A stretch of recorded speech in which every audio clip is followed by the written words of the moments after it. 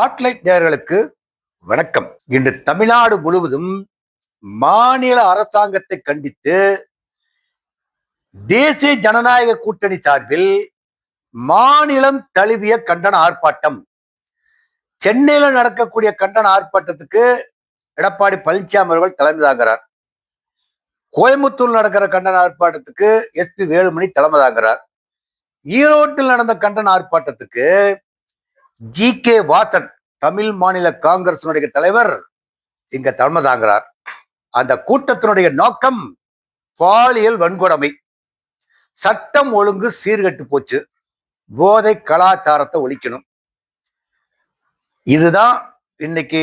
அதை கண்டிச்சு ஸ்டாலினுடைய அரசாங்கத்தை கண்டிச்சு மாநிலம் தழுவிய ஒரு மாபெரும் கண்டன ஆர்ப்பாட்டத்தை தேசிய ஜனநாயக கூட்டணி நடத்துது. இந்த கூட்டம் நடத்துறது ஒரு பக்கம் இருக்கட்டுங்க.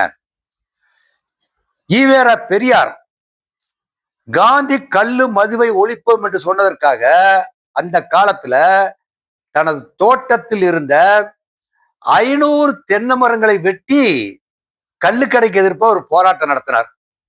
அவர் ஒரு சுதந்திர போராட்டத்துக்காக இருந்தார். ஓமந்தூர் ராமசாமியார் ரெட்டி அவர் முதலமைச்சரா இருக்கிறார். தமிழ்நாடு முதலமைச்சரா இருக்கின்ற சமயத்துல ஒரு சமயம் தன்னுடைய மகனை அழைத்து கொண்டு ட்ரெயின்ல பிரயாணம் பண்ணிட்டு வர்றார். அப்போ அவருடைய மகனுக்கு 5 வயது பூர்த்தி ஆகவில்லை. சேலம் ரயில்வே ஸ்டேஷன் வந்தோடனே அந்த பையனுக்கு 5 வயசு பூர்த்தி ஆயிடுச்சு. ஆனா 5 வயசுக்கு மேல இருக்கிறவங்களுக்கு ரயில்வேல டிக்கெட் எடுக்கணுங்கிற சட்டம். உடனே TTR கூப்பிட்டு என்னுடைய மகனுக்கு இப்ப 5 வயசு பூர்த்தி ஆயிடுச்சு, உடனே அரை டிக்கெட்டு கொடுங்கன்னு வாங்கிட்டாரு. இப்பேற்பட்ட தலைவர்கள் வாழ்ந்த தமிழ்நாடு சுதந்திரத்துக்கு போராட்டம் நடத்தி முதலமைச்சர்கள் ஆனவர்கள். இப்போ கக்கன் எடுத்துக்குங்க. காமராஜ் அரசவையில கக்கன் போலீஸ் துறை மந்திரியா இருக்கிறார். கக்கன் ஒரு முறை கோயம்புத்தூர் ஃபங்க்ஷனுக்கு வந்துட்டு போறப்ப GT நாயுடு அவருக்கு ஒரு பார்சல் கொடுத்துடுறார். ஒரு விழா நடந்து கூட்டம் முடிச்ச பிற்பாடு ஒரு பார்சல் கொடுத்துடுறார். வீட்டுல போய் பிரிச்சு பார்த்தா அதுல 2 தங்க வளையல் இருக்குது. உடனே கக்கன் அவர்கள் தன்னுடைய உதவியாளர்கள் அழைத்து இந்த 2 தங்க வளையல்களையும் GT நாயுடு வசம் கொண்டு ஒப்படைச்சிருங்க அப்படின்னு சொல்லி கொடுத்து ஒப்படைச்சிட்டு அங்கிருந்து பதில் வர்றோன்னு கேட்டு ஒப்படைச்சாச்சான்னு கேட்டவர் தான் நம்ம கக்கன் அவர்கள். எந்த அளவுக்கு ஒரு நேர்மையா இருந்திருக்காங்கன்னு பாருங்க. ஓமந்தூர் ராமசாமி ரெட்டி, ஈவேரா பெரியாரு, இப்ப கக்கன், இவங்கெல்லாம் எந்த அளவிற்கு அரசியல் தூய்மையாகவும் நேர்மையாகவும் இருந்திருக்கின்றார்கள். இப்ப கக்கனுக்கு இன்னொரு நிகழ்ச்சி சொல்லணும். ஒரு விழாவுக்கு போயிட்டு வர்றப்ப தன்னுடைய உதவியாளர் ஒரு பலாப்பழத்தை தூக்கிட்டு வர்றார்.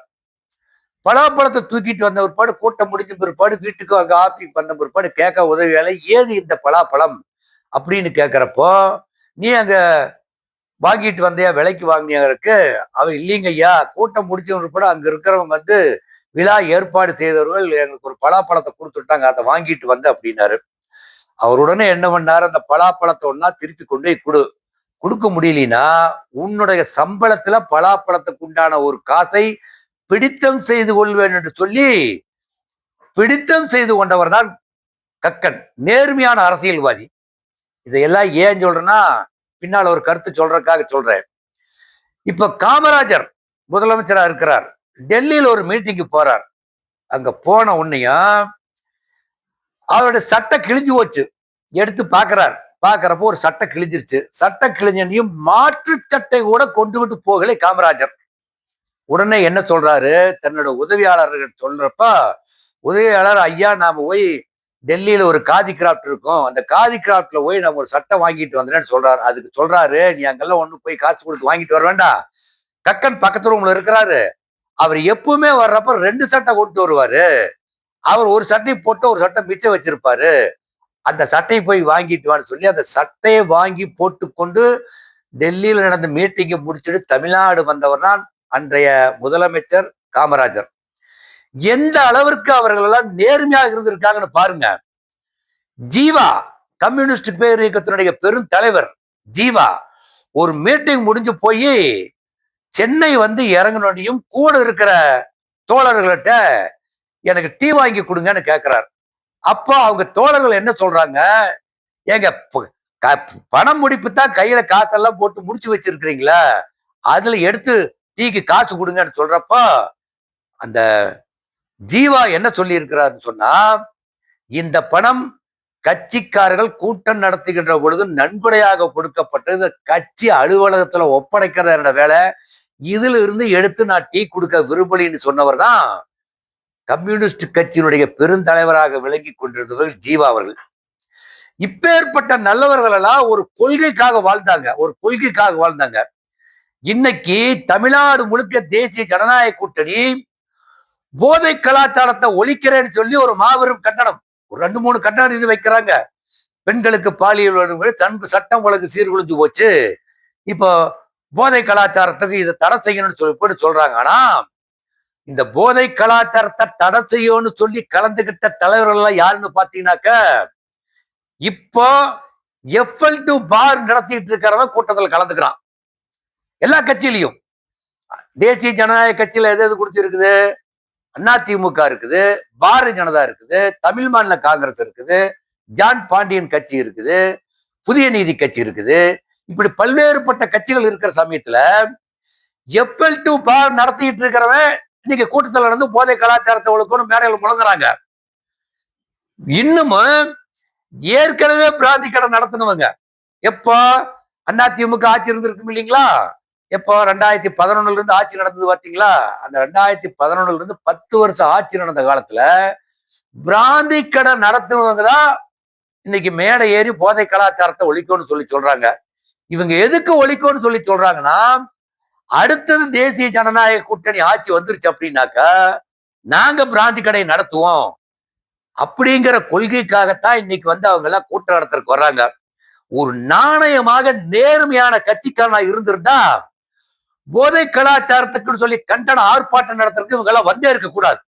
இந்த வந்திருந்தவங்கள அந்த மாவட்ட செயலர் கண்டிச்சிருக்கணும். ஏப்பா நீங்க எல்லாம் ஏற்கனவே FL2 பார் நடத்திட்டு இருக்கிறீங்க, நீங்க எல்லாம் வராதிங்க, கட்சிக்காரன் பார்த்தா கேப்பான்னு சொல்லி சொல்லுவாங்க இல்லையா.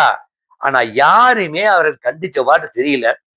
பார் நடத்திக்கிட்டு இருக்கிறவன், ஏற்கனவே பார் நடத்துவன், இனிமேல் ஆட்சி வந்தா பார் நடத்துறேன்னு சொல்லிட்டு இருக்கிறவங்க தான் இன்னைக்கு தமிழ்நாடு முழுக்க மாபெரும் கண்டன கூட்டத்தில் நடந்துகிட்டு இருந்தாங்க. நீங்க பழைய தலைவரை ஒப்பிட்டு பாருங்க, பெரியார் ஒப்பிட்டு பாருங்க, கம்யூனிஸ்ட் தலைவர் ஜீவா ஒப்பிட்டு பாருங்க, காமராஜர் முதலமைச்சர் ஒப்பிட்டு பாருங்க, கக்கனை ஒப்பிட்டு பாருங்க, ஓமந்தூர் ராமசாமி ரெட்டியார் அவர் ஒப்பிட்டு பாருங்க. இன்னும் பல்வேறு தலைவர்கள் இருக்கிறாங்க, நேர்மையா வாழ்ந்த தலைவர்கள் இருக்கிறாங்க.